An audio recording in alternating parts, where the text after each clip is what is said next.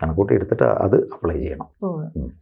ഇങ്ങനെ ഇത് പ്രകാരം കണക്ക് കൂട്ടി എടുത്ത ഒരു വീട് ഏറ്റവും ഉത്തമമായിട്ടുള്ള ഒരു വീട് തന്നെയായിരിക്കും. തീർച്ചയായിട്ടും ആ വ്യക്തിക്ക് കിട്ടുമോ, അതായത് വീട് വെക്കുന്ന വ്യക്തിക്ക്, അതോ വീട്ടിൽ താമസിക്കുന്ന എല്ലാവർക്കും അത് ചിലർക്ക് യോജിച്ചു എന്ന് വരും.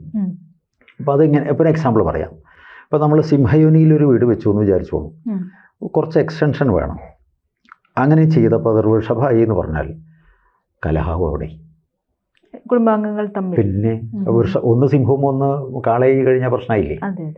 അപ്പോൾ അതുകൂടി നോക്കിയിട്ട് വേണം ആഡ് ചെയ്യാനായിട്ട്.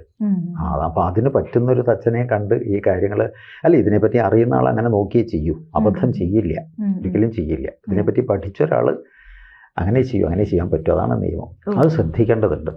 പിന്നെ ഈ വീട് കൊടുത്തു വേറെ ആൾക്കെന്ന് വിചാരിക്കാം, അല്ലെങ്കിൽ വേറെ ആൾ അതിൻ്റെ ഉടമസ്ഥനായിട്ട് വന്നു വെച്ചാൽ ചിലപ്പോൾ അദ്ദേഹത്തിന് മാച്ച് ചെയ്യുന്നതാവാം.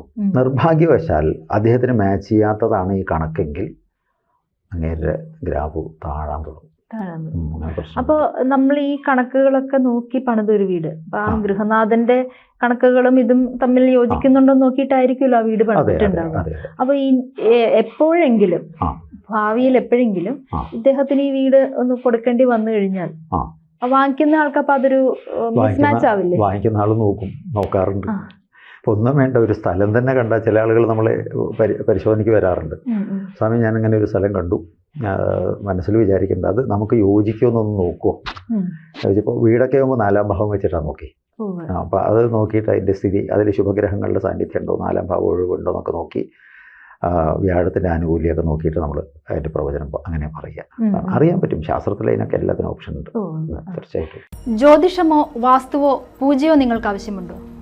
താഴെ കാണുന്ന നമ്പറിൽ വാട്സപ്പ് ചെയ്യൂ. നിങ്ങൾ ചെയ്യേണ്ടത് ഇത്രമാത്രം: താഴെ കാണുന്ന നമ്പർ നിങ്ങളുടെ മൊബൈലിൽ സേവ് ചെയ്യൂ. അതിനുശേഷം ഞങ്ങളുടെ നമ്പറിലേക്ക് വാട്സപ്പിലേക്ക് ഹായ് അയയ്ക്കൂ.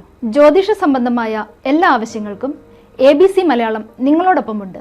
സമ്പൂർണ്ണ ജാതകം, സാധാരണ ജാതകമല്ല, സമ്പൂർണ്ണ ജാതകം. 75 പേജുകളടങ്ങിയ സമ്പൂർണ്ണ ജാതകം 250 രൂപയ്ക്ക് നിങ്ങളുടെ കൈകളിലേക്ക്. അതിനായി നിങ്ങൾ ചെയ്യേണ്ടത് ഇത്രമാത്രം: താഴെ കാണുന്ന നമ്പറിൽ ബന്ധപ്പെടുക. ജ്യോതിഷവുമായി ബന്ധപ്പെട്ട എല്ലാ വിശേഷങ്ങളും നിങ്ങളിലേക്കെത്താൻ ABC ജ്യോതിഷം സബ്സ്ക്രൈബ് ചെയ്യുക.